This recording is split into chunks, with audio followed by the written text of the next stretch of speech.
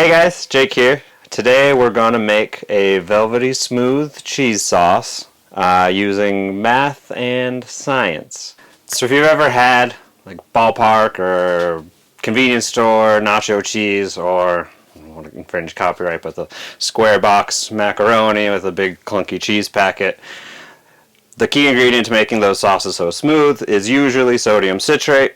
So if you have that on hand for some reason, you could just use that as is to make this recipe work. I imagine most people don't, but there's a pretty easy way to make it with two much more common ingredients, citric acid and baking soda. You probably already have these, and if not, they're much easier to get. Sodium citrate is a salt of citric acid.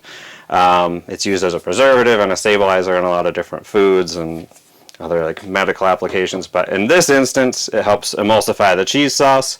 It binds with the fats in the cheese so they don't split apart and make a greasy, gross mess. And this way you can retain more of the cheese flavor than if you were to do a more traditional approach with a bechamel. You do butter and flour. It'll work. You can have a nice sauce, but you lose some of the cheesiness if you're using that, like whatever kind of cheese. You kind of overpower it with the butter and the flour, and it doesn't quite have that same smooth, really velvety sort of cheesiness that you want in like a macaroni, or especially like in a nacho sauce. It's not going to quite take you there. Okay, before we get started, let's run over our mise. Cheese, most important. We're going to be using some shredded Colby Jack, but you could use cheddar, Gruyere, any nice meltable cheese. It could work with other ones, but you'll make it taste like a good cheese sauce. For liquid, we're going to use equal parts of milk and water. We're going to spice it up with some lacto-fermented cherry bomb peppers to make it kind of nacho cheesy. And then we're going to be using citric acid and baking soda to make our own sodium citrate. I like to have a notebook, has a recipe, and you can take any notes while you're cooking for things that work or didn't work. A bane with utensils, a spatula and a spoon, some water, help keep things tidy and clean. Scale is going to be important for getting the right weights and ratios, and then a medium saucepan to cook it all in. So let's do some math. 2.1 grams of citric acid and 2.5 grams of baking soda. You mix those together and evaporate out the water, you'll get 2.9 grams of sodium citrate. The Modernist Cuisine recipe, they start with 285 grams of cheese to 11 grams of sodium citrate. So for that ratio, we'll divide 11 into 285, and we need 3.9% sodium citrate. Their recipe calls for 285 grams of cheese. We're going to be close to that, but just a little shy. 225.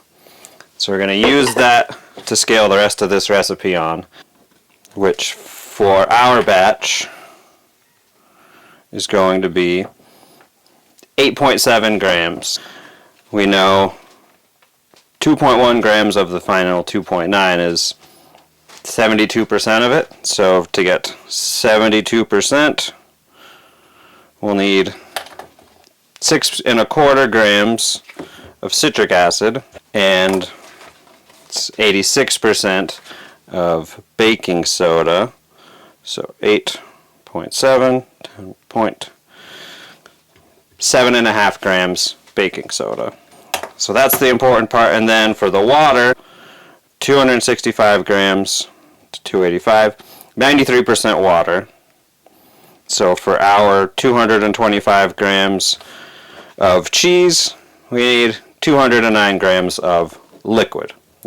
With these ratios, it's close enough. You could probably just do it as is and you'd still get good results, but if you were to do this in a restaurant and you're scaling this up 10, 20 times, it's really important to know how to do these kind of maths to scale recipes successfully so it can be consistent and repeatable. If you're doing this with 3,000 grams of cheese, it's the same math. You just need to figure out, take some time, get your phone out, get out a calculator, and then we'll be in business. So now let's put it all together and make some sauce.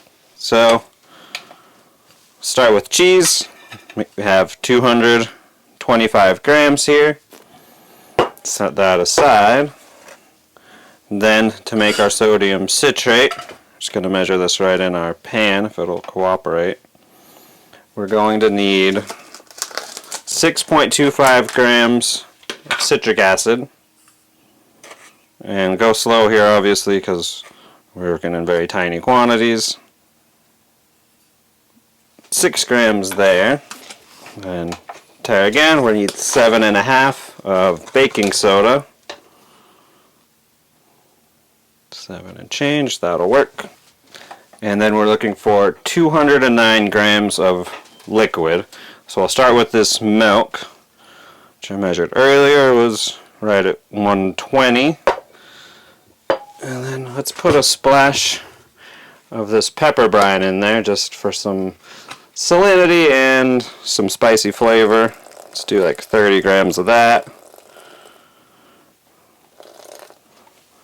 And then the rest of it, we have like another 40 grams to go of water to get us to that 209.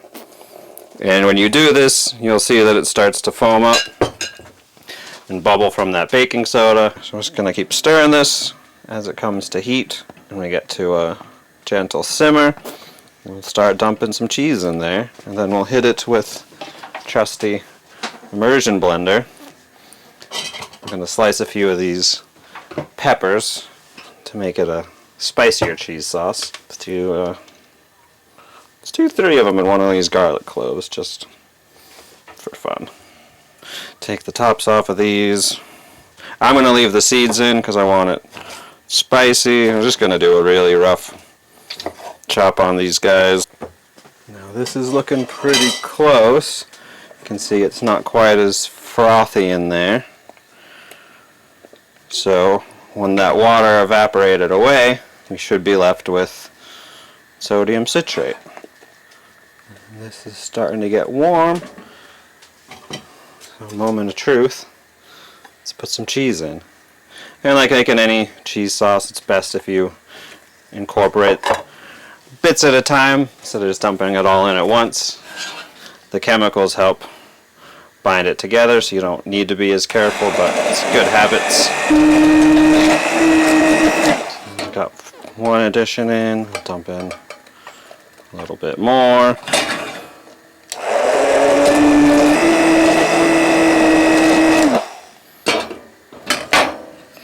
This handle's really fun, it makes this pot balance super weird and fall over all the time. To that in there. You can see that now it's starting to thicken up a lot. If you can get, that's what we're looking for. That's the cheese magic. You can get in there. You're blending it, you can see it's starting to hold together a lot better. Get the rest of this in there. Get in your cheese. Blend that up.